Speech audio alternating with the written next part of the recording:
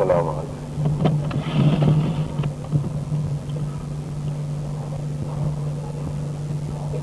الحمد لله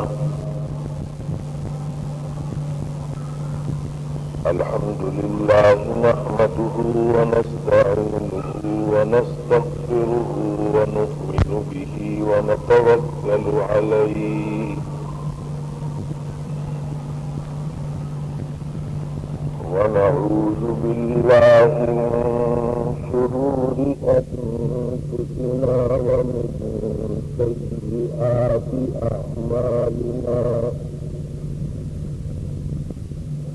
من يهده الله فلا مضل له ومن يضلل فلا هادي له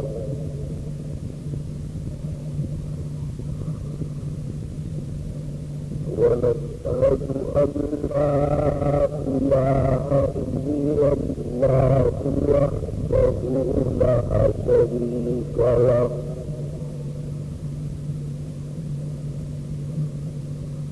ونشهد أن سيدنا ونبينا ومولانا محمدا عبده ورسوله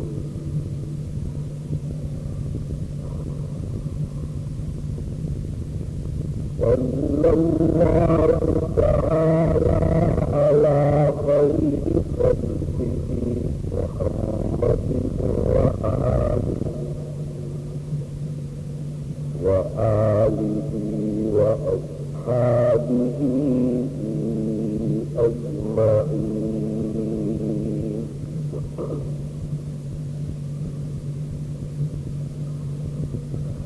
أما بعد فأعوذ بالله من الشيطان الرجيم.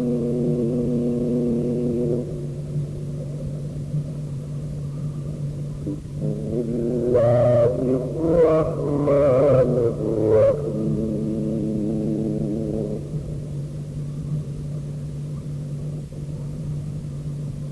يا أيها الذين آمنوا من يرتد منكم عن دينه فسوف يأتي الله بقوم يحبهم ويحبونه أذلة على المؤمنين أعزة على الكافرين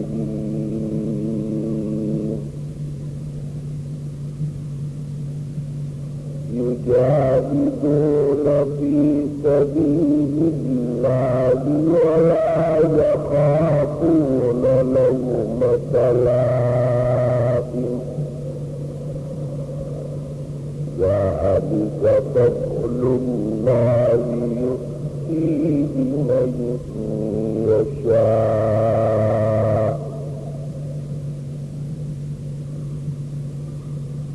صدق الله مولانا العظيم وصدق رسوله النبي الكريم ونحن على ذلك من الشاهدين والشاكرين والحمد لله رب العالمين.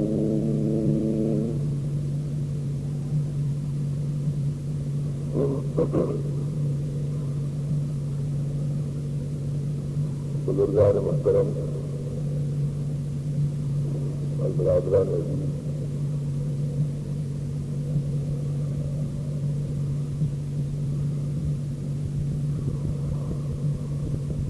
قرآن کریم کی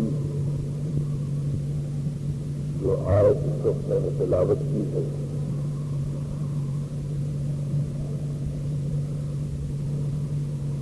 یہ قرآن کریم کی اس صورت کی آیت ہے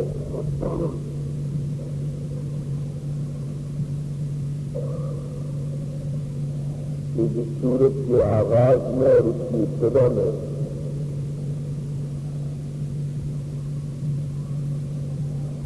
بسم اللہ الرحمن الرحیم لکھا ہوا ہے.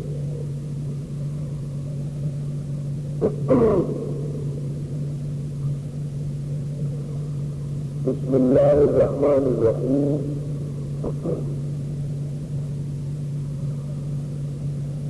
قرآن کی آیتوں میں سے ایک آیت ہے.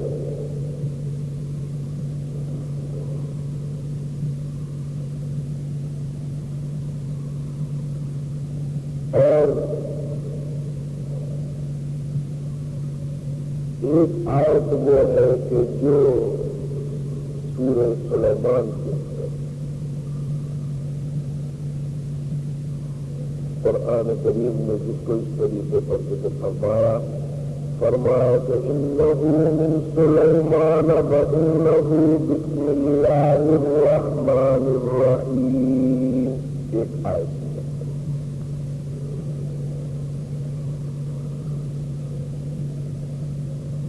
لیکن اس آیت کے علاوہ ایک قرآن کریم کی آیتوں میں سے بسم اللہ ایک آیت وہ بھی ہے کہ جو ہر سورت کے آغاز میں اور اس کی ابتدا میں وہ الگ ہے، یہ الگ ہے.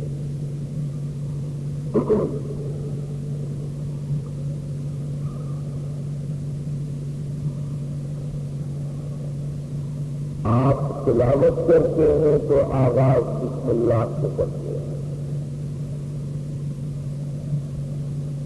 لیکن آپ آغاز کرتے ہیں تو اعوذ باللہ بھی پڑھتے ہیں. لیکن قرآن کریم میں کہیں پر اعوذ باللہ من الشیطان الرجیم لکھا ہوا نظر نہیں آئے گا، اس لیے کہ وہ آیتوں میں سے کوئی آیت نہیں.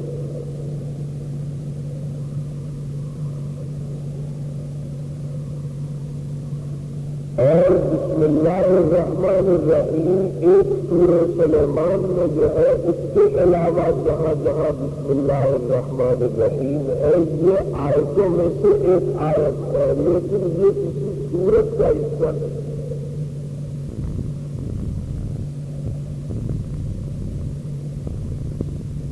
اسی لیے اس کو لکھنے کا ایک خاص انداز اور طریقہ ہے، اور وہ یہ ہے کہ جہاں بسم اللہ الرحمن الرحیم لکھا جاتا ہے وہاں اہتمام کر کے اس کو ایک خاص چوکسی میں لکھا جاتا ہے. بسم اللہ کی بات سورت کی آیتوں سے ملا کے نہیں.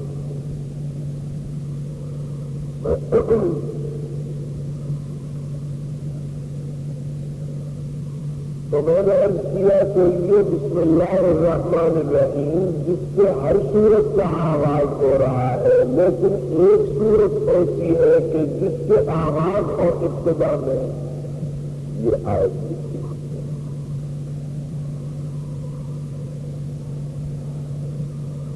اور وہ سورت سورہ براءت بھی کہلاتی ہے، سورہ توبہ بھی کہلاتی ہے.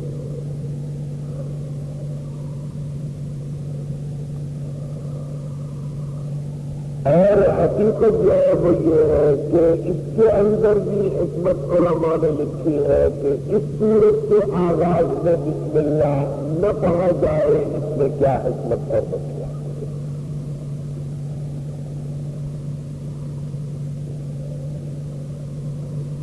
میں مختصراً آپ کے سامنے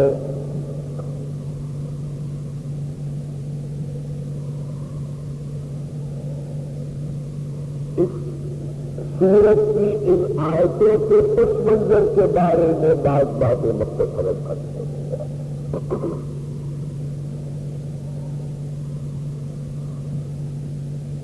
اور وہ یہ ہے کہ اللہ تعالیٰ نے دنیا میں ہمیں اور آپ کو پیدا کیا،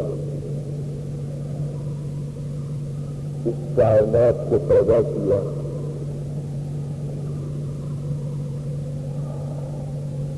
اور ایک نظام کے ساتھ پیدا کیا ہے، ایک مقصد کے ساتھ پیدا کیا ہے کہ اس لیے پیدا کیا جا رہا ہے کہ آپ دنیا میں آئیں اس نظام کے ماتحت۔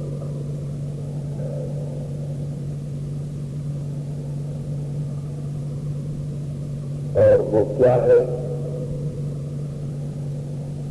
فرمایا کہ وَإِذْ قَالَ رَبُّكَ لِلْمَلَائِكَةِ إِنِّي جَاعِلٌ فِي الْأَرْضِ خَلِيفَةً قَالُوا أَتَجْعَلُ فِيهَا مَن يُفْسِدُ فِيهَا وَيَسْفِكُ الدِّمَاءَ وَنَحْنُ نُسَبِّحُ بِحَمْدِكَ وَنُقَدِّسُ لَكَ۔ اب تعالیٰ نے فرمایا ملائکہ سے کہا کہ میں ایک ایسی مخلوق کو پیدا کرنے کا ارادہ رکھتا ہوں کہ جس کے روئے زمین میں نیابت اور خلافت عرضی کا کام میں دوں گا اور جس کو زمین میں اپنا خلیفہ بنا کے بیٹھوں گا۔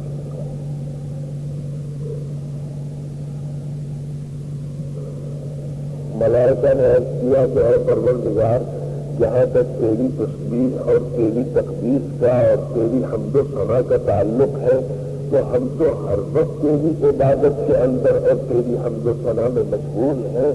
اگر اس کے علاوہ کوئی اور مقصد ہے تو وہ آپ بہتر جانتے ہیں، باقی اس کام کے لیے تو ہم کافی ہیں۔ اب تعالیٰ نے فرمایا کہ نہیں، فرمایا قال انی اعلم ما لا تعلمون، جو میں جانتا ہوں وہ تم نہیں جانتے، میری حکمتوں اور مصلحتوں کو کوئی جاننے والا نہیں۔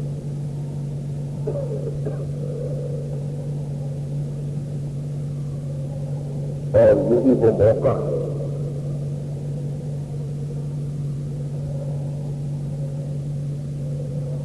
کہ اس انسان کی تخلیق کے وقت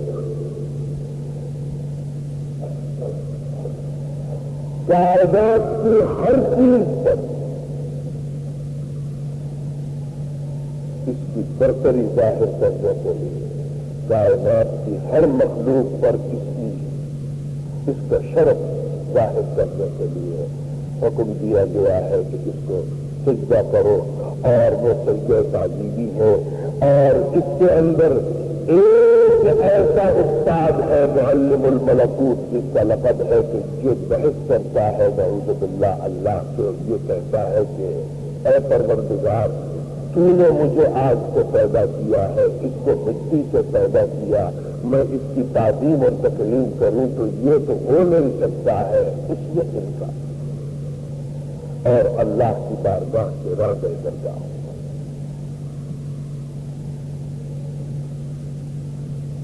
علامہ اقبال نے بہت اچھا لکھا، انہوں نے مکالمہ لکھا ہے کہ ایک ملاقات ہو گئی ہے جبریل امین کی اور ابلیس،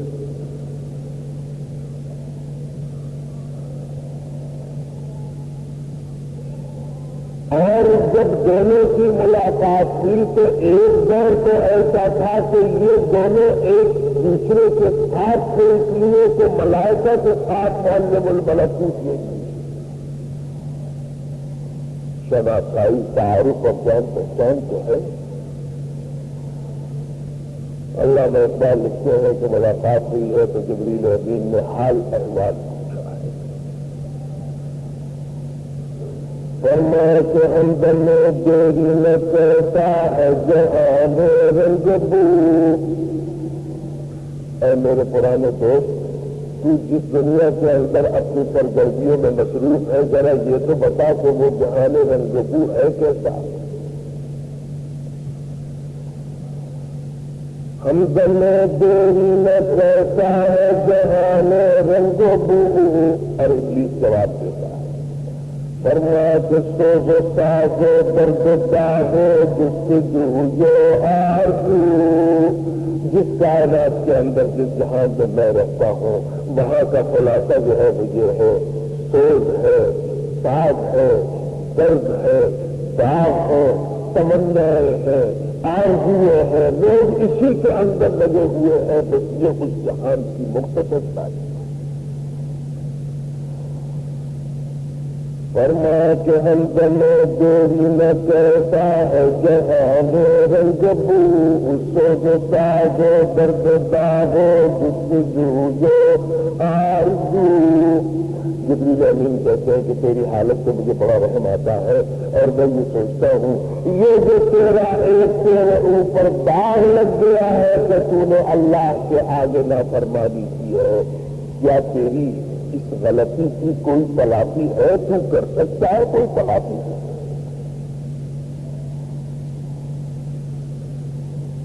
جبریل امین کہتے ہیں فرما کہ ہر گھڑی افلاک پر رہتی ہے تیری گفتگو، ہر گھڑی افلاک پر رہتی ہے تیری گفتگو. کیا نہیں ممکن کہ تیرا چاک دامن ہو رفو؟ میں یہ چاہتا ہوں تیری اس لفظ کی اور تیری غلطی کی اگر کوئی تلافی ہو جائے اور معافی کی کوئی شکل نکل آئے تو بہت مشکل. اس نے کہا کہ بھائی بات جو ہے وہ یہ ہے چھوٹی موٹی بات ہوتی تو تلافی ہو جاتی، بات چھوٹی نہیں ہے.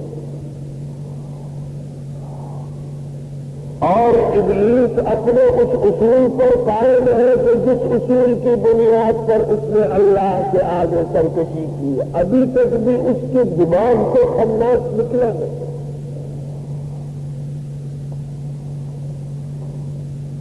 اور وہ یہ کہتا ہے کہ جناب جبریل صاحب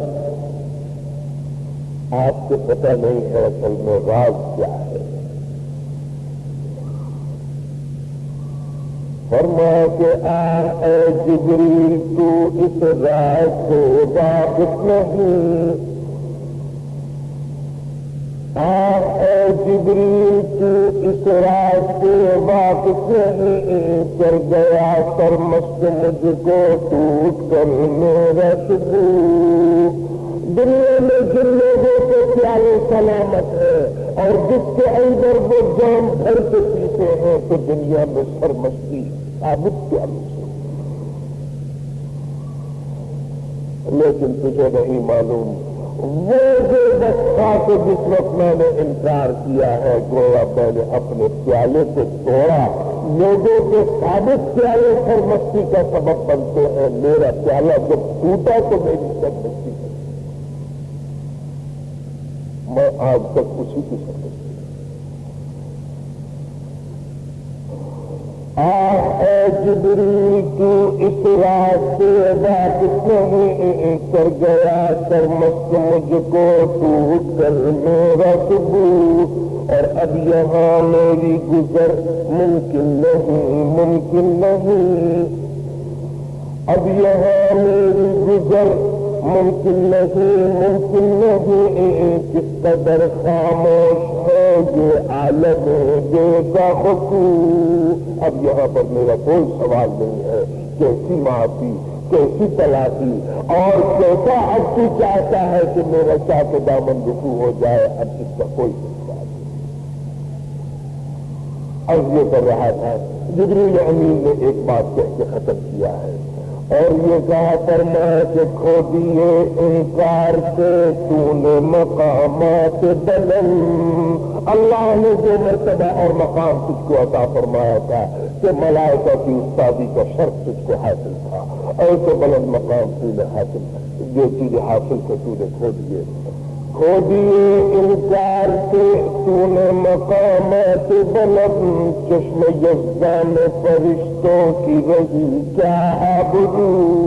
تو نے صرف اپنے آپ کو رسوا نہیں کیا ہے بلکہ اللہ کی نگاہ میں یہ سارے فرشتے جو ہیں یہ اصل میں شرمندہ ہے اور یہ سوچتے ہیں کہ فرشتوں کا ایک دل کا آدمی تھا کہ جس نے یہ حرکت کی ہے. عرض یہ کر رہا تھا اللہ نے ایک نظام کے تحت انسانوں کو پیدا فرمایا اور ایک مقصد اور ایک نصب العین دے کے بھیجا ہے، جس کا مطلب یہ ہے خلافت عرضی. اور اللہ نے نیابت کے لیے انسان کو بھیجا اور ایک نظام اور ایک نصب العین.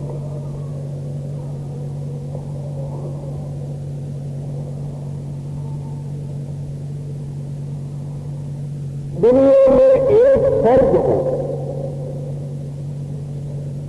یا ایک گروہ یا ایک قوم.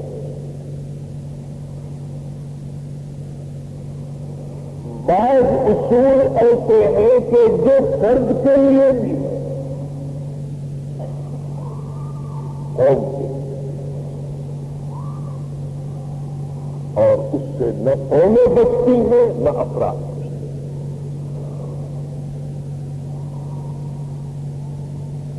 مثال کے طور پر اللہ نے اس کائنات کے اندر جو نظام رکھا اس نظام میں زندگی اور موت کا ایسا سسٹم رکھا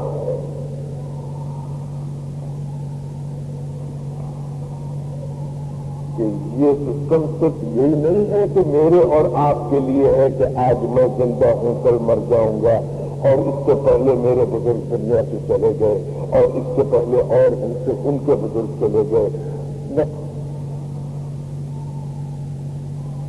زندگی اور موت کا نظام اللہ نے ہر چیز سے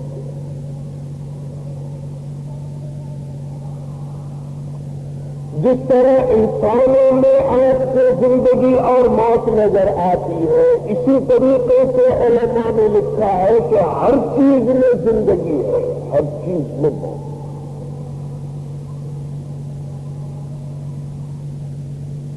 علماء نے لکھا ہے کہ پانی مردہ بھی ہے زندہ بھی ہے.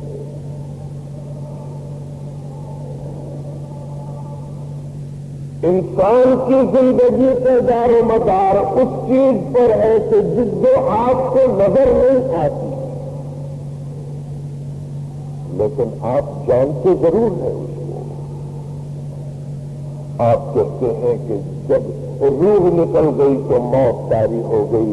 اس کا مطلب یہ ہے روح کو دیکھا آپ نے نہیں ہے لیکن روح کی حقیقت سے انکار اس لیے نہیں ہے کہ جب کسی انسان کی روح نکل جاتی ہے آپ کا چاہے کتنا ہی عزیز اور محبوب کیوں نہ ہو آج اس کے چہرے سے وہ محبت اور تعلق جو ہے اس کے باوجود آپ چاہتے یہ ہیں کہ جلدی سے جلدی اس کو یا دفن کر دو یا پانی میں بہا دو یا اس کو آگ میں جلا دو لیکن یہ کہ اب یہ رکھنے کے قابل اس لیے نہیں ہے کہ اس میں سے ایک چیز نکل گئی. معلوم یہ ہوا کہ وہ چیز جب تک اندر تھی تو اس کا نام زندگی تھا اس سے زندگی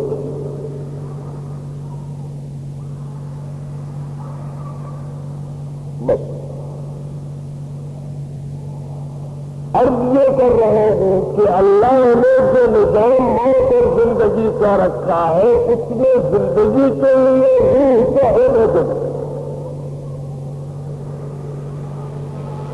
اور یہ نظام پھر ایسا ہے کہ پھیلتے پھیلتے آپ کو ہر جگہ نظر آئے گا. اگر اللہ نے انسان کے لیے زندگی کی انسانی زندگی کے لیے اگر روح کو گویا بنیاد بنایا تو اب اگر آپ آئیں گے عبادات کے نظام کی طرف تو آپ کو پتہ چلے گا وہاں پر بھی ایک ڈھانچہ ہے وہاں پر بھی ایک روح ہے. اسی طریقے سے نماز کے اندر اگر آئیے تو پتہ چلے گا نماز کی عبادت کا بھی ایک ڈھانچہ ہے ایک اس کی روح ہے. روزے کی عبادت کا بھی ایک ڈھانچہ ہے ایک اس کی روح ہے. زکات کی عبادت کا بھی ایک ڈھانچہ ہے ایک اس کی روح ہے. حج کی عبادت کا بھی ایک ڈھانچہ. غرضے کہ آپ جہاں جہاں غور کریں گے آپ کو دو چیزیں نظر آئیں گی ایک شکل و صورت اور ڈھانچہ دوسری اس کی روح.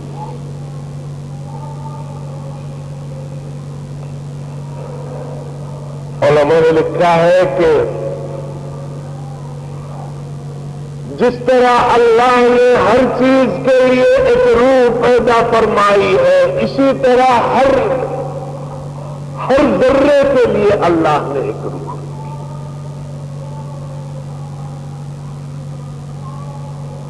اور وہ کیا ہے؟ حقیقت جو ہے وہ یہ ہے حدیث میں آتا ہے لا تقوم الساعة حتى يقال في الارض اللہ اللہ. اس وقت تک قیامت قائم نہیں ہوگی جب تک روح زمین پہ ایک آدمی بھی اللہ اللہ کہنے والا موجود ہے قیامت قائم نہیں ہوگی۔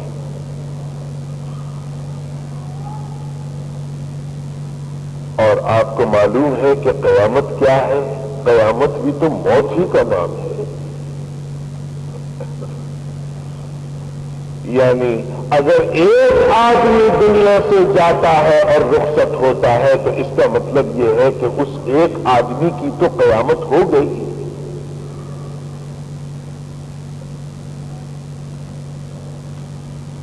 اور قیامت اس وقت تک قائم نہیں ہوگی جب تک زمین پر اللہ اللہ کہنے والا موجود ہے، جس کا مطلب یہ ہے دراصل کائنات کی روح اللہ نے فرمایا ہے کہ یہ اللہ کی یاد اور اللہ کا ذکر ہے۔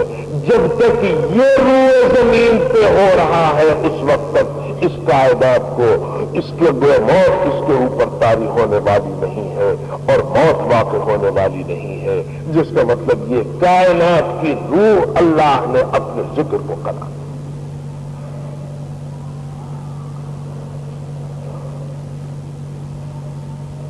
حدیث میں آتا ہے کہ پانی کا ذکر، پانی کی روح بھی اللہ کا ذکر ہے، یہ اللہ کی تسبیح کرتا ہے۔ قرآن کریم نے فرمایا کہ وَإِن مِّن شَيْءٍ إِلَّا يُسَبِّحُ بِحَمْدِهِ وَلَٰكِن لَّا تَفْقَهُونَ تَسْبِيحَهُمْ۔ کائنات میں کوئی چیز اور کوئی ذرہ ایسا نہیں ہے کہ جو اللہ کی تسبیح اور اس کی تحمید نہ کرتا ہو۔ یہ اور بات ہے کہ آپ نہ سمجھیں، آپ نہیں سمجھتے۔ خانہ کعبہ میں جائیے، ایک آدمی ہے کھڑے ہو کے وہ افریقہ کی کسی زبان میں اپنے اللہ سے گفتگو کر رہا ہے، اس کی حمد و ثنا بیان کر رہا ہے، آپ اس کی زبان سے واقف نہیں ہے، لیکن کیا اس سے انکار کر سکتے ہیں کہ یہ اللہ سے حمد و ثنا کرتا ہے؟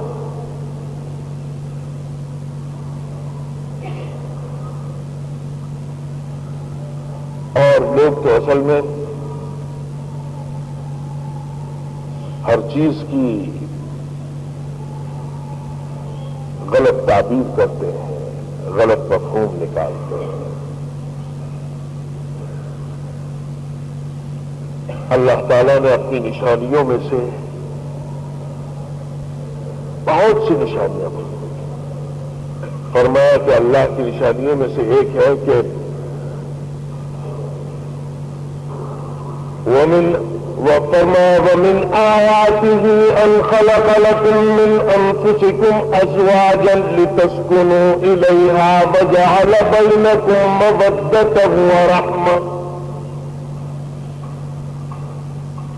حق تعالیٰ اپنی نشانیوں میں سے ایک نشانی یہ بیان فرما رہے ہیں کہ ابھی ابھی ایک آدمی بیٹھا ہے مجلس نکاح کے اندر،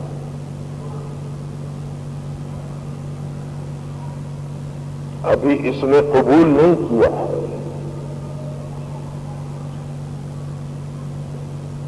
اور جب ایجاب قبول ہوتا ہے اور جیسے ہی اس کی زبان سے یہ لفظ ادا ہو کہ میں قبول کرتا ہوں، بالکل ایک اجنبی دو آدمی ہے کہ جن کے درمیان کوئی تعلق نہیں ہے۔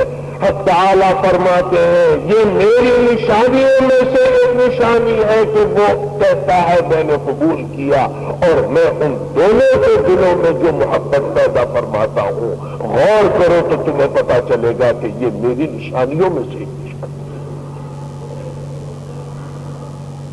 خدا نہ کرے اگر اس کے بعد فوراً اگر دونوں میں سے کسی ایک کو کوئی تکلیف پیش آ جائے تو دوسرا تڑپ اٹھتا، جبکہ کوئی تعلق ابھی تک نہیں۔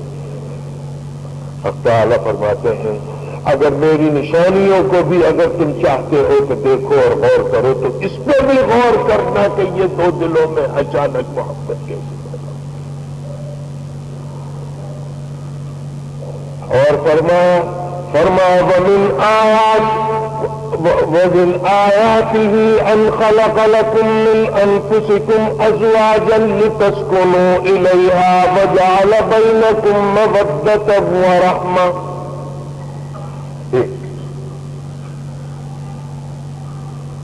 دوسری جگہ فرمایا ومن آياته خلق السماوات والأرض واختلاف ألسنتكم وألوانكم.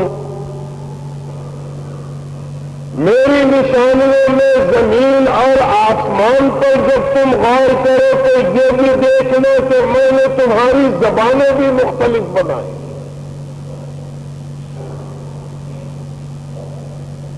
اس سے بھی تمہیں میری نشانیوں کا پتہ چلے گا کہ اللہ تعالیٰ کتنا قادر مطلق ہے.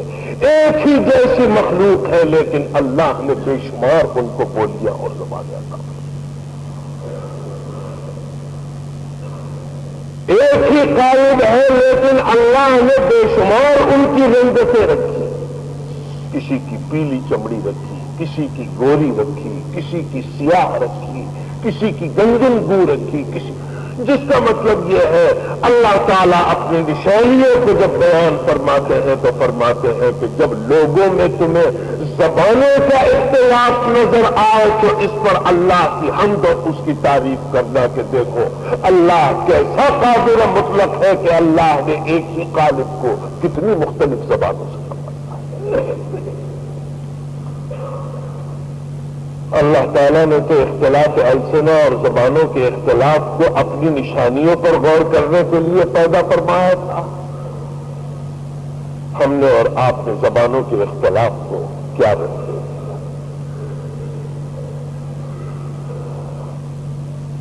میرے دوستو اگر آپ غور کریں تو پتہ چلے گا کہ جہاں بہت سی چیزیں ایسی ہیں کہ جو آپ کو سمجھ میں نہیں آتی لیکن حق تعالیٰ فرماتے ہیں کہ نہیں, اس کے اندر ہماری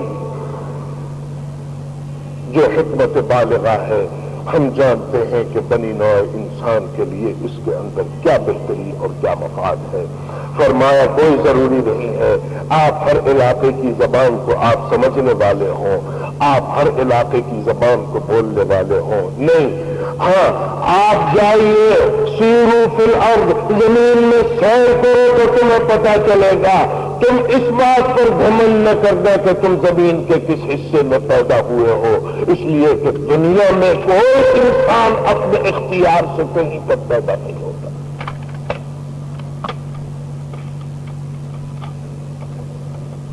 اگر کوئی سرزمین کسی کے لیے اگر قابل احترام اور قابل فخر ہے کہ ہم فلاں جگہ پر تو مکے کی سرزمین ہے, اور مکے کی سرزمین میں اگر پیدائش باعث فخر ہے تو پھر ابو جہل کو بھی فخر ہونا چاہیے کہ میں بھی مکے کی پیدائش. پھر بلال حبشی اور صہیب رومی کا کوئی ذکر نہیں ہو سکتا. لیکن اس کے باوجود ابو لہب اور ابو جہل جو ہے وہ اسی مکے کی سرزمین, اس کے باوجود ابو لہب اور ابو جہل جو ہے وہ اسی مکے کی سرزمین سے پیدا ہونے والے لوگ ہیں. لیکن بلال حبشی کا جو مقام اور صہیب رومی اور سلمان فارسی کا ہے وہ ابو جہل اور ابو لہب کو نصیب نہیں ہوا. معلوم یہ ہوا انسان اپنے اختیار سے کسی زمین میں پیدا نہیں ہوتا تو اس پر غرور اور فخر کس بات کا کرتا.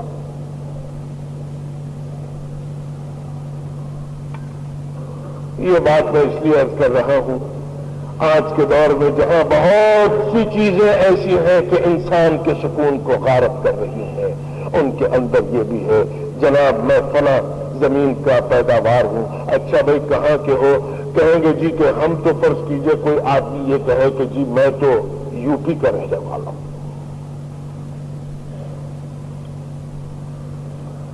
کوئی کہے میں سندھ کا رہنے والا, کوئی کہے میں بنگال کا رہنے والا. اچھا بھائی اگر سندھ کے رہنے والے تو پیدائش کی جگہ تو یہ اتنا بڑا صوبہ سندھ تو آپ کی پوری پیدائش کی جگہ نہیں ہے, وہ تو صرف 2 گز زمین.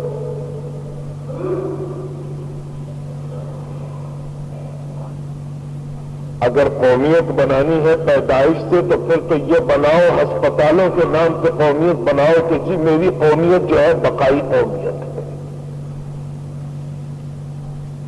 کہ میں بقائی ہاسپٹل میں پیدا ہوں۔ کوئی قومیت بناؤ کہ میری قومیت سول ہاسپٹل ہے، اس لیے کہ اگر پیدائش سے قومیت بنتی ہے تو بھئی پیدا جس ٹکڑے میں ہوئے ہو پھر اسی سے نسبت قائم کرو، پھر پورے 400-500 مربع میل کے ساتھ نسبت کا کیا جواز کرتا؟ کہتے ہیں ایسا تو نہیں ہونا چاہیے، ہونا یہ چاہیے کہ جہاں انسان پیدا ہوا ہے تو پھر اس علاقے کو تھوڑا سا اور پھیلا۔ کیا مطلب؟ اچھا بھائی اگر بقائی ہاسپٹل میں پیدا ہوا ہے تو بھائی بقائی ہاسپٹل سے نسبت قائم نہ کرو بلکہ جہاں وہ ہے اس سے نسبت قائم کرو، یعنی کراچی سے۔ چلیے پہلے آپ نے شہر تک بڑھایا، شہر کو بڑھا کے پھر آپ نے صوبے تک بڑھا دیا۔ اب اس کا مطلب یہ ہے کوئی دلیل نہیں ہے اور آپ نے بغیر دلیل کے بقائی 2 گز زمین کو آپ نے پورے شہر تک بڑھایا، پھر پورے شہر کو آپ نے پورے صوبے تک بڑھایا، دلیل کوئی نہیں۔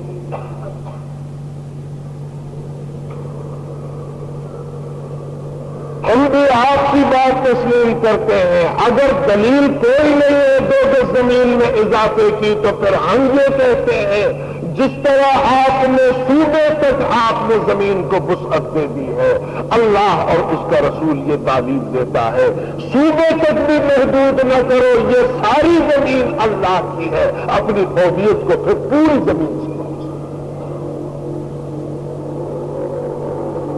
محدود کی رہ گیا یہ کہ پھر اگر ان زمینوں کے اندر جب تم چلو گے زبانوں کا اختلاف نظر آئے گا، رنگوں کا اختلاف نظر آئے گا، تہذیبوں اور ثقافتوں کا اگر تمہیں اٹھنے بیٹھنے کے انداز اگر مختلف نظر آئے گے، اس پر اللہ کی حمد و ثنا کرو اور اللہ کی تعریف کرو اور اللہ کی نشانیوں پر غور کرو کہ یہ اللہ کی نشانیاں۔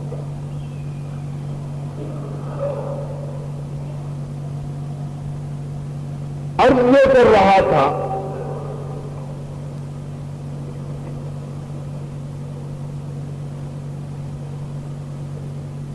اللہ کی نشانیوں میں سے ایک نشانی ہے یہ کہ آپ کو اگر یہ اختلاف نظر آئے تو پانی بھی حق تعالی فرماتے ہیں کہ علماء نے لکھا ہے یہ پانی جب تک اس میں جریان اور سیلان ہے یہ چل رہا ہے تو اس کا ذکر اور اللہ کی تسبیح اور تحمید جو ہے پانی کا یہ جریان اور سیلان یہ اللہ کا ذکر ہے۔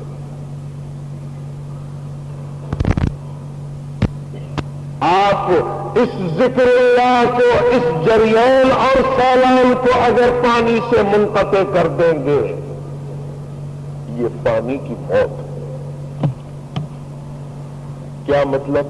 چلتے ہوئے پانی سے چاہے تھوڑا ہو یا زیادہ ہو وہ پاک ہے، پاک کرنے والا ہے، اس کے اندر کوئی شک و شبہ کی گنجائش نہیں ہے، لیکن پانی اگر ٹھہر جائے مقدار کم ہو اس کی، اب اس کے اندر جریان اور سیلان چونکہ منقطع ہو گیا ہے گویا ذکر اللہ اب اس کا بند ہو گیا ہے، اب اس کے اندر تعفن پیدا ہوگا، اب اس میں سریر پیدا ہوگی، اب یہ پاک نہیں رہے گا، اب یہ پاک کرنے کی صلاحیتیں اس میں باقی نہیں رہیں گی۔ کیا نتیجہ نکلا؟ معلوم یہ ہوا کہ پانی سے جب اللہ کے ذکر کو منقطع کیا اس کے اوپر موت واقع ہو گئی۔ علماء نے لکھا ہے کہ یہ درخت کے آپ کو سبز ہرے پتے جو نظر آتے ہیں یہ بھی اللہ کا ذکر کر رہے ہیں، اور جب ان پر موت طاری ہوتی ہے تو یہ ان کا ذکر جب منقطع ہوتا ہے تو یہ زرد ہو جاتے ہیں اور پھر یہ درخت جو ہے جلائے جانے کے قابل ہوتے ہیں۔ غرضے کے ہر چیز میں یہ بتایا گیا کہ یہ اللہ کے ذکر کے اندر،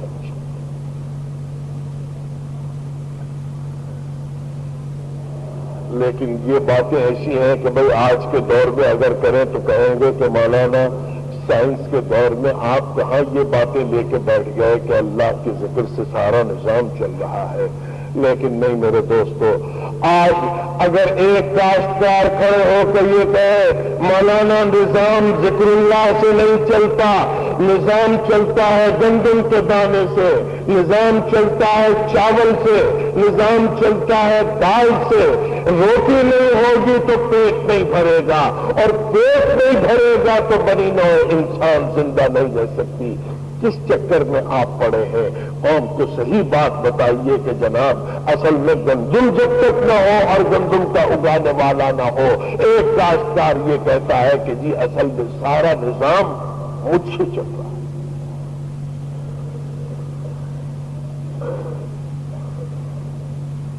لیکن یہ دور تو ایسا ہے کہ اصل میں کوئی آدمی بھی کہے کہ بھائی میں یہ کام کر رہا ہوں، کر بھی رہا ہوگا اگر، تو دوسرا کام کوئی اصل میں مصرع پورا کرنے کے لیے کہے گا کہ نہیں بھائی یہ آپ نہیں کر رہے، یہ تو میں کر رہا ہوں۔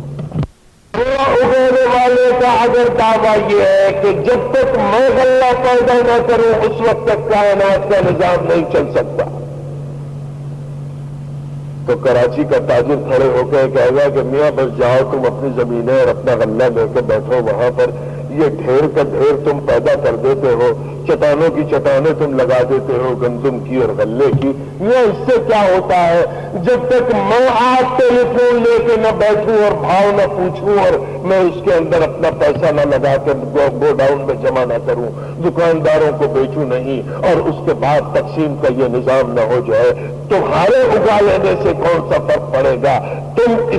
تمہارا کام جو ہے بنیادی نہیں ہے۔ کائنات کا نظام جو چل رہا ہے وہ کسان کے غلہ اگانے سے نہیں بلکہ تاجر کی تجارت سے چل رہا ہے۔ تاجر کہتا ہے کہ اصل کائنات کو چلانے والا ہے۔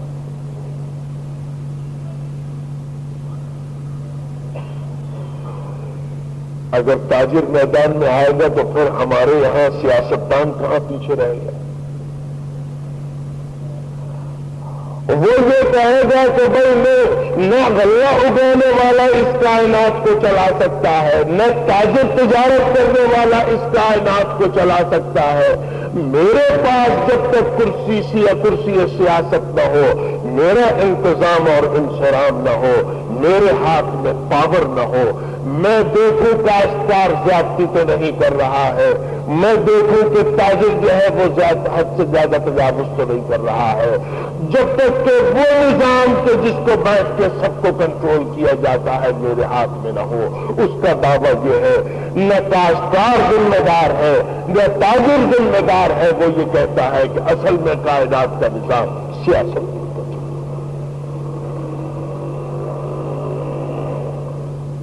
میرے دوستو حقیقت جو ہے وہ یہ ہے، یہ تینوں جھوٹے ہیں۔ نہ تاجر ذمہ دار ہے بیچارہ، نہ کاشتکار ذمہ دار ہے، اور نہ سیاستدان ذمہ دار ہے۔ کاشتکار تو میں خود ہوں نہیں کہ میں جو زیادہ اس کی حقیقت کو جانوں، تاجر بھی میں نہیں ہوں، لیکن کچھ سیاست سے اتنی وابستگی ضرور ہے کہ اگر سیاستدان یہ دعویٰ کرے کہ میں نظام کو بہتر بنانے والا ہوں تو میں سمجھتا ہوں روئے زمین پہ اس سے بڑا جھوٹ کوئی نہیں۔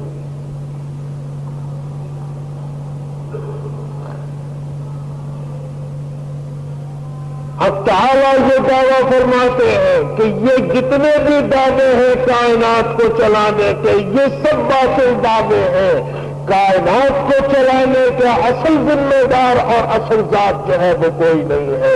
حق تعالیٰ فرماتے ہیں کائنات کو میں چلا رہا ہوں، اور میرا دیا ہوا نظام اگر کاشتکار اپنائے گا تو یقیناً وہ اپنی ذمہ داری کو پورا کرے گا، اگر میرے دیے ہوئے نظام کے مطابق تاجر اگر تجارت کرے گا تو اپنی ذمہ داری کو پورا کرے گا، اور اسی طرح اگر سیاستدان بھی اس کو مطابق چلے گا۔ کیا مطلب؟ کوئی کاشتکار اگر اس طریقے پر کرے کہ اپنی زمین میں کاشت کرنے کے بعد اگر آس پڑوس کے ڈاکے مار کے اور چوری کر کے گندم اگر لائے تو آپ دیکھیے کہ وہ کاشتکار زیادہ عرصے اس کی کاشتکاری نہیں چلے۔ تاجر اگر اپنے چھیے پر بیٹھ کے اگر فراڈ اور چال بازی اور جال سازی سے اگر نظام کو چلاتا ہے، اس کا معاشرہ اور اس کی سوسائٹی زیادہ عرصے تک اس کی حرکتوں کو برداشت نہیں کر سکتی۔ کیا مطلب؟ اگر بددیانتی دیانتداری کے بغیر اگر کاشتکاری کرے گا تو بھئی دیانت کس چیز کا نام ہے؟ دیانت اللہ ہی کے ذکر کا تو نام ہے۔ تاجر اگر دیانت اور امانت سے اپنے کام چلائے تو دیانت اور امانت کس چیز کا نام ہے؟ اللہ کے دیے ہوئے حکم ہی کا تو نام ہے۔ اور رہ گیا سیاست کا، تو حقیقت جو ہے وہ یہ ہے، میں یہ بات عرض کر دوں، جب تک دنیا کے اندر وہ لوگ جو اپنے ہاتھ میں خلافت عرضی کا نظام، اپنے ہاتھ میں عدل و انصاف کے قیام کے لیے اپنے آپ کو وقف کرتے ہیں، ان کے ہاتھ سے خیر برکت نازل اور رحمت نازل ہوتی ہیں۔ لیکن دنیا میں جب حکومت اور سیاست صرف اس لیے ہو کہ وہاں پر مقصد جو ہے وہ بنی نوع انسان کی فلاح اور بہبود نہیں ہے، وہاں عدل و انصاف کا قیام نہیں ہے، یاد رکھیے ہمیں اور آپ کو یہ سبق بار بار دہرانا چاہیے، اس لیے کہ کسی نے بہت اچھی بات کہی، فرمایا کہ تازہ خواہی داشتن گرداغ ہے سینرا، تازہ خواہی داشتن گرداغ ہے سینرا، گائے گاہے باز خواہی دفتر پاری نرا۔ آپ اپنے ماضی کو مت بھولیے، عدالت ہے قاضی شرح کی، دور ہے حضرت علی کرم اللہ وجہہ کا، اور ایک یہودی ہے کہ جس کے پاس حضرت علی کی ذرا ہے۔ قاضی شرح کی عدالت میں حضرت امیر المؤمنین حضرت علی کرم اللہ وجہہ گئے ہیں اور جا کے یہ بات کہی، میرا مقدمہ ہے، میں امیر المؤمنین ہوں، میری ایک ذرا جو ہے وہ یہودی کے پاس ہے، میرا دعویٰ یہ ہے عدالت اس ذرا کو مجھے واپس دلوائے۔ قاضی شرح جو چیف جسٹس ہیں انہوں نے سمن جاری کیے ہیں، امیر المؤمنین کو طلب کیا ہے، اس یہودی کو بھی طلب کیا ہے۔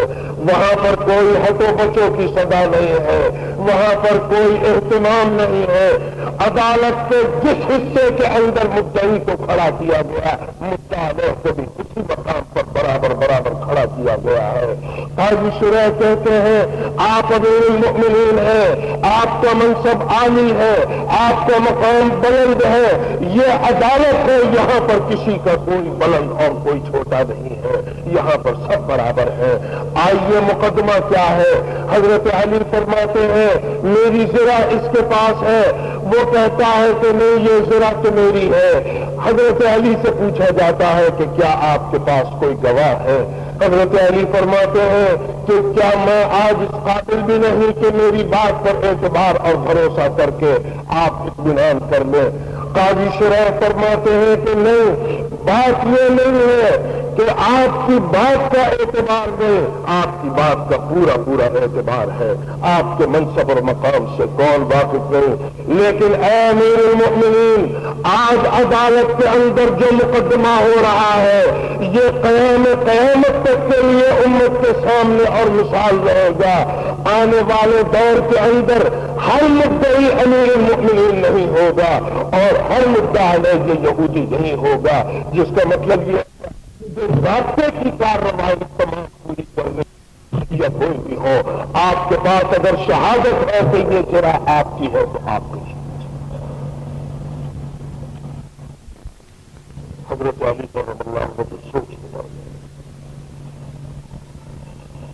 فرمایا کہ ایک گواہ میرے پاس میرے صاحبزادے ہیں حضرت حسن،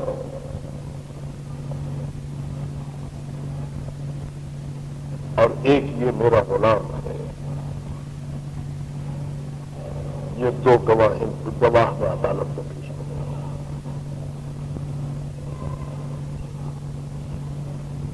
قاضی شرح فرماتے ہیں کہ اے امیر المؤمنین اس غلام کی گواہی تو آپ کے حق میں اس لیے معتبر سمجھ لیتا ہوں کہ اب یہ آپ کا آزاد ہے، اب آپ کے یہ غلام ہے، لیکن شریعت اسلامیہ کی روح سے باپ کے حق میں بیٹے کی شہادت کا اعتبار نہیں ہے. حضرت حسن کی بجائے اگر کوئی دوسرا گواہ ہے تو پیش کیجئے. حضرت علی فرماتے ہیں کہ میرے پاس اب اور کوئی گواہ نہیں ہے. میرے دوستو، تاریخ اسلام جو ہماری اور آپ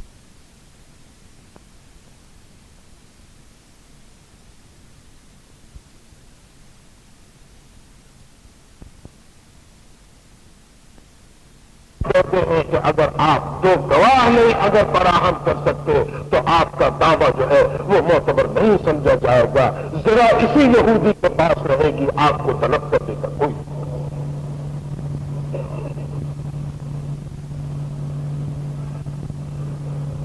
حضرت علی کرم اللہ جو عدالت سے باہر آ رہے یہودی بھی باہر آ رہا.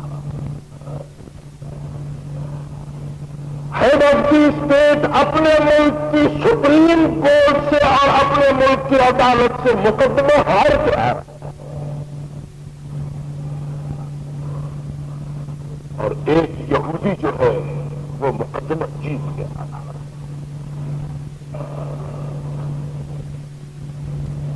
باہر آ کے یہ یہودی یہ کہتا ہے اے امیر المؤمنین، آپ کی قلم راہ میں نے عدل و انصاف کا جو مظاہرہ آج دیکھا ہے میرے لیے ناقابل تصور اور ناقابل یقین تھا. میں کلمہ پڑھتا ہوں اشہد ان لا الہ الا اللہ واشہد ان محمد رسول اللہ. یہ ذرا میری یہ آپ رکھیے. حضرت علی فرماتے ہیں کہ اب تم نے جب وہ دین قبول کر لیا تو جس دین میں بسی ہو تو اب ہو گئی ذرا بھی صورت اور یہ فیصلہ بھی ہو گیا. حضرت علی کی حقانیت بھی ثابت ہوئی. ذرا کس کی تھی یہ بھی پتا چل گیا اور حقیقت یہ ہے اسلام کی سربلندی بھی اپنی جگہ پہ رہی. میرے دوستو، اس قسم کے واقعات سے ہماری تاریخ بھری ہوئی ہے. لیکن آج کیا ہے، کل کیا تھے؟ اقوام عالم کا اللہ نے ایک نظام قائم کیا ہے. میں یہ کہہ رہا تھا موت اور زندگی اللہ نے فرد کے لیے بھی رکھی، کائنات کی ہر چیز کے لیے رکھی ہے. لیکن موت اور زندگی کا یہ نظام جو ہے اللہ نے قوموں کے لیے بھی رکھا ہے. قوموں کی زندگی بھی ہوتی ہے، قوموں کی موت بھی ہوتی ہے. قومیں کس طرح زندہ رہتی ہیں، قومیں کس طرح مر جاتی ہیں. علامہ اقبال نے مولانا جلال الدین رومی سے یہ سوال کیا ہے. مولانا کے اس شعر کے اوپر میں تقریر کو ختم کرتا ہوں. مولانا نے فرما دیا کہ اصل میں قوموں کی زندہ رہنے کا اور قوموں کے مر جانے کا راز کیا ہے. فرمایا کہ زندہ ہے مشرق تیری گفتار سے. اللہ نے اقبال میں کہتے ہیں کہ اے مولانا جلال الدین رومی، آپ کی گفتار سے اور آپ کے کلام سے یہ پوری مشرق جو ہے زندگی حاصل کرتی ہے. میرا ایک سوال، زندہ ہے مشرق تیری گفتار سے، امتیں مرتی ہیں کس آزار سے. میں آپ سے یہ پوچھنا چاہتا ہوں یہ قوموں کی زندہ اور مردہ ہونے کا جو فلسفہ ہے وہ کیا ہے؟ یہ مجھے آپ مولانا جواب دیتے ہیں. فرماتے ہر حالات کے امت پیش کے بود. یاد رکھیے ماضی میں جتنی قومیں ہلاک ہوئی ہیں ان کی ہسٹری اگر آپ اٹھا کے دیکھیں گے تو ایک ہی آپ کو بیماری نظر آئے. ہر ہوا کے امت پیش کے بود کے برجم دلد بردند عود. دنیا میں وہ قوم کہ جو ٹھیکری میں اور اونٹ کی لکڑی میں تمیز نہ کرے، جس کی قوت امتیاز ختم ہو گئی ہو، جو تمیز کرنے کی صلاحیت سے عاری ہو گئی ہو. اللہ تعالیٰ دنیا میں ایسی قوم کو باقی نہیں رکھتے جو حق اور باطل کا امتیاز ختم کر دے، جو گدھے اور گھوڑے کی تمیز کو مٹا دے، جو انصاف اور ظلم کی تمیز کو مٹا دے. دنیا میں اللہ تعالیٰ ایسی قوم کو باقی نہیں رکھتے ہیں. ایک ہی بیماری ہے کہ جس سے قوم ہلاک ہوتی اور وہ یہ ہے جنگل اور اونٹ کا امتیاز اس के अंदर खत्म हो जाता है।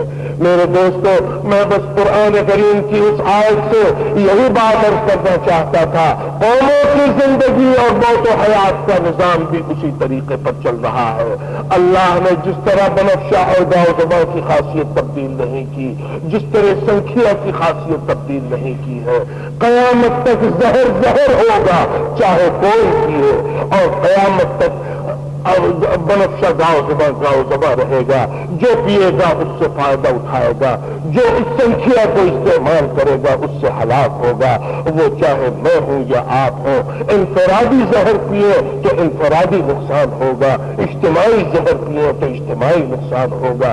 दुआ कीजिए कि अल्लाह ताला हमें हक और बातिल में इम्तियाज की तौफीक अता फरमाए, और दुआ कीजिए कि अल्लाह ताला इस फर्क को महसूस करने के बाद अल्लाह ताला कबूल हक की तौफीक अता फरमाए।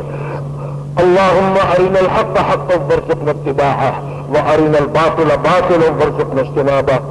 अल्लाहुम्मा सल्लि अला सय्यिदिना व मौलाना मुहम्मदिन सलातन तुनज्जीना बिहा मिन जमीइल अहवाल वल आफात व तक़दी लना बिहा जमीअल हाजात व तुतहहिरुना बिहा मिन जमीइस सय्यिआत व तरफ़अुना बिहा इंदक अअला दरजात व तुबल्लिगुना बिहा अक़सल गायात من جميع الخيرات في الحياة وبعد الممات إنك على كل شيء قدير برحمتك يا أرحم الراحمين.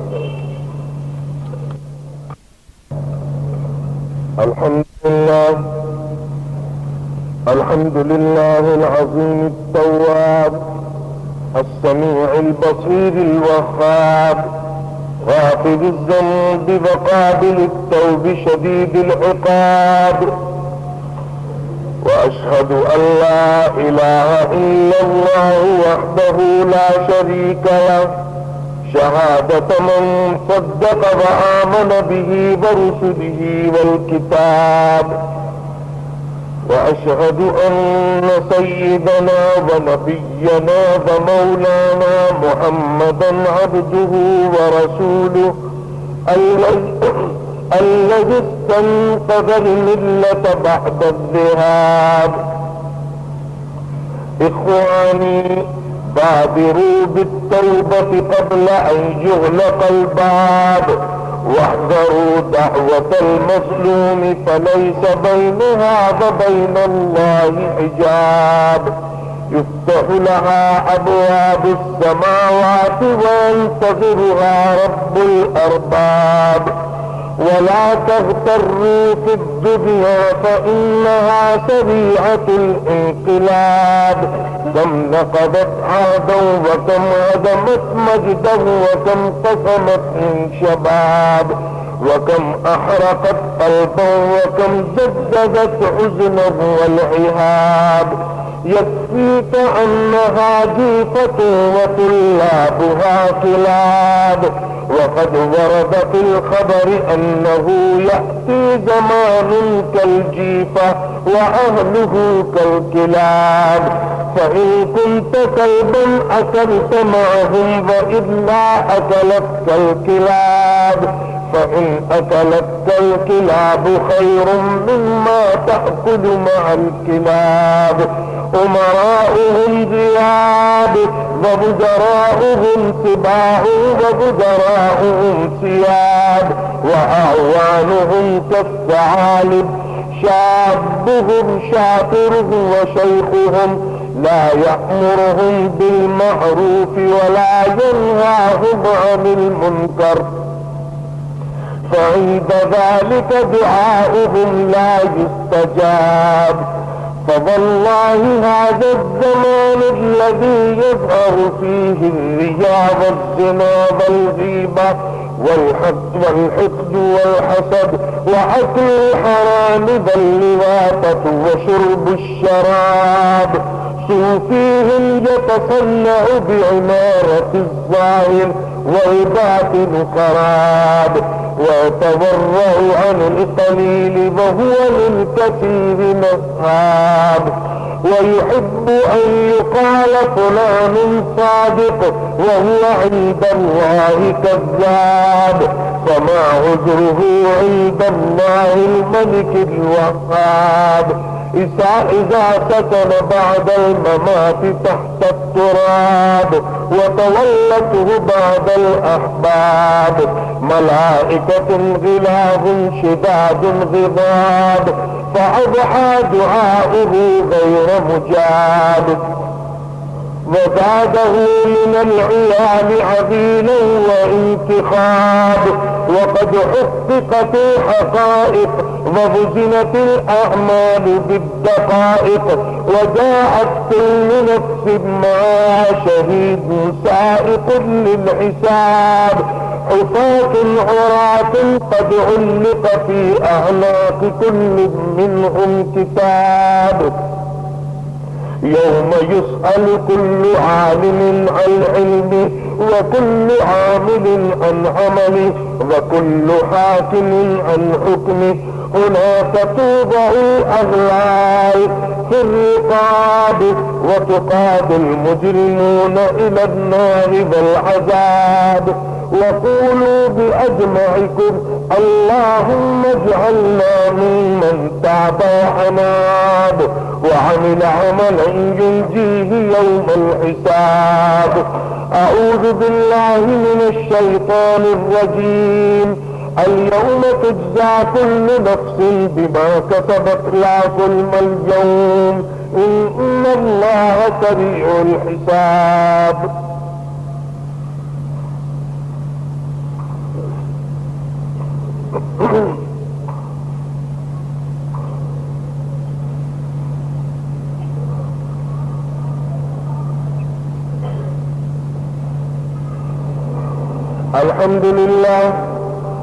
الحمد لله حمدا كثيرا كما أمر وأشهد أن لا إله إلا الله وحده لا شريك له إرغاما لمن جهد به وكفر وأشهد أن سيدنا ونبينا ومولانا محمدا عبده ورسوله سيد الخلائق والبشر. اللهم صل وسلم وبارك على سيدنا ونبينا ومولانا محمد صلى الله عليه وسلم خصوصا منهم ذي الأصل العريق أمير المؤمنين سيدنا أبي بكر الصديق رضي الله تعالى عنه وعلى الزاهد الأواب الناطق بالصواب أمير المؤمنين سيدنا أبي حفص عمر بن الخطاب رضي الله تعالى عنه وعلى جامع القرآن أمير المؤمنين سيدنا عثمان بن عفان رضي الله تعالى عنه وعلى أسد الله الغالب أمير المؤمنين سيدنا علي بن أبي طالب كرم الله تعالى وجهه وعلى ولديه السيدين أبي محمد الحسن وأبي عبد الله الحسين رضي الله تعالى عنهما وعلى أمهما سيدة النساء فاطمة الزهراء رضي الله تعالى عنها وعلى عميه المعظمين عند الله والناس المطهرين من الدنس والأرجاس أبي عمارة الحمزة وأبي الفضل العباس رضي الله تعالى عنهما وعلى تمام العشرة المبشرة صلاة وسلاما دائمين متلازمين إلى يوم الدين. اللهم أعز الإسلام والمسلمين. اللهم أعز الإسلام والمسلمين. اللهم أعز الإسلام والمسلمين واخذل الكفرة والمبتدعة والمنافقين والمشركين واخذل واخذل الكفرة والمبتدعة والمنافقين والمشركين واخذل الكفرة والمبتدعة والمنافقين والمشركين اللهم شتت شملهم اللهم مزق جمعهم اللهم دمر ديارهم اللهم انصر مذنب الدين واخذل من خذل المسلمين واجعل اللهم حاملا مطمئنا سائر بلدان المسلمين واكتب اللهم الستر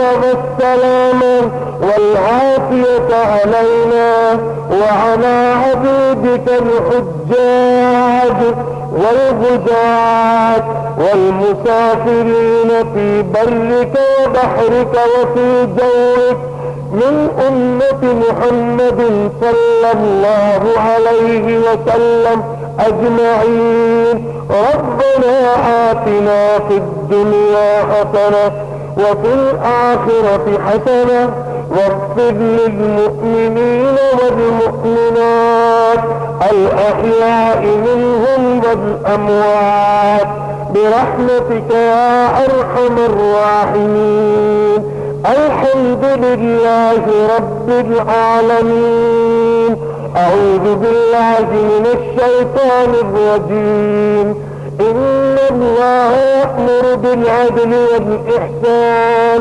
وإيتاء ذي القربى وينهى عن الفحشاء والمنكر والبغي يعظكم لعلكم تذكرون فاذكروا الله يذكركم وادعوه يستجب لكم ولذكر الله تعالى أعلى وأولى وأعز وأجل وأهم وأتم وأكبر الحمد لله رب العالمين الرحمن الرحيم مالك يوم الدين إياك نعبد وإياك نستعين اهدنا الصراط المستقيم صراط الذين أنعمت عليهم غير المغضوب عليهم ولا الضالين